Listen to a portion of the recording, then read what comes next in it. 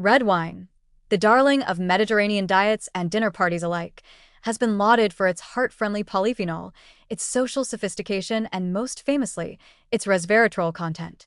Found in grape skins, especially those of red grapes, resveratrol has captured scientific and pop culture imagination for its potential to enhance DNA repair, activate longevity genes like SIRT1, and protect cells from oxidative stress.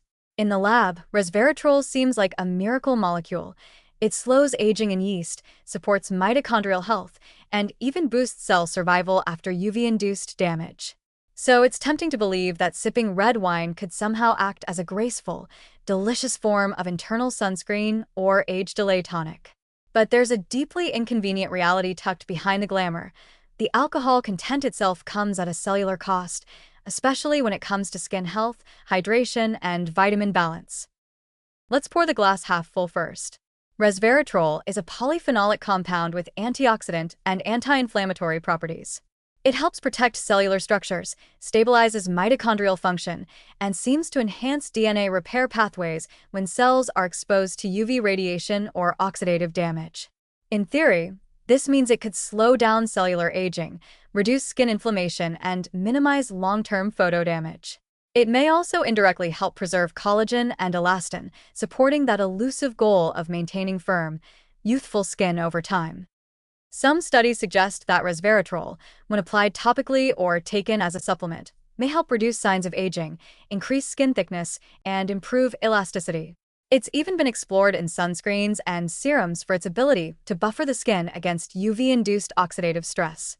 So, yes, resveratrol deserves some of the hype. It has legitimate antioxidant muscle, and in the right context, it supports the very cellular mechanisms that protect against damage from sun, pollution, and the passage of time. But before you reach for that third glass of Pinot Noir in the name of wellness, let's talk about alcohol. Because while wine may carry resveratrol like a stylish antioxidant chauffeur, alcohol is very much the rowdy backseat passenger.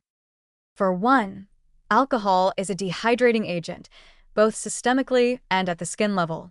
It acts as a diuretic, pulling water from the body and leading to dullness, dryness, and reduced skin elasticity, the very symptoms resveratrol is supposedly working to prevent.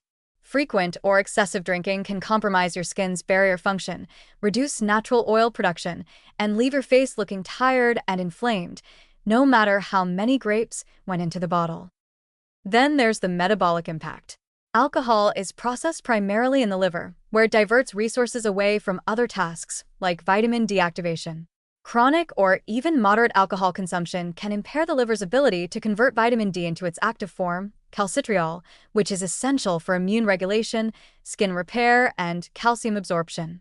This subtle disruption can lead to a functional vitamin D deficiency, even in people who get enough sunlight or take supplements. So while you're sipping wine for the antioxidant benefits, you might simultaneously be sabotaging a different pathway critical for skin health, immune balance, and hormonal function. There's also the oxidative irony. Alcohol itself is a pro-oxidant, particularly in excess. It can increase reactive oxygen species, ROS, deplete glutathione, your body's master antioxidant, and trigger inflammation throughout the body, including in the skin. So while resveratrol is trying to act like a bouncer keeping free radicals in check, alcohol is the guy letting more of them in through the back door. And unfortunately, you can't drink your way to a therapeutic dose of resveratrol. Most red wines contain only about 1 to 2 milligrams of resveratrol per glass, while the doses shown to produce measurable biological effects in studies are often 100 to 1,000 times higher. You'd need to drink several bottles a day to hit those numbers, which, of course, would cancel out any theoretical benefit and probably land you in the ER with a very different kind of problem.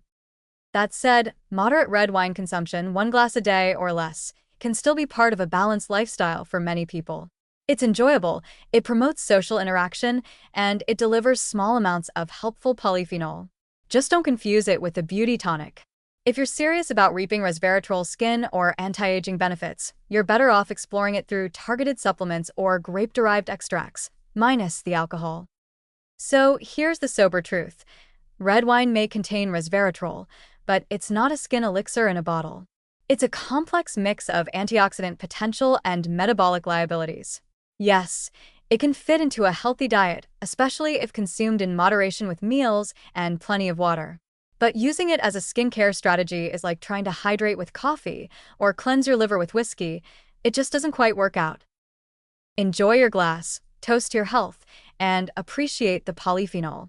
Just don't let the romance of resveratrol trick you into thinking that wine is a substitute for sunscreen, water, sleep, or actual skincare. Because as lovely as red wine may be, it won't keep you young if it leaves your skin hungover.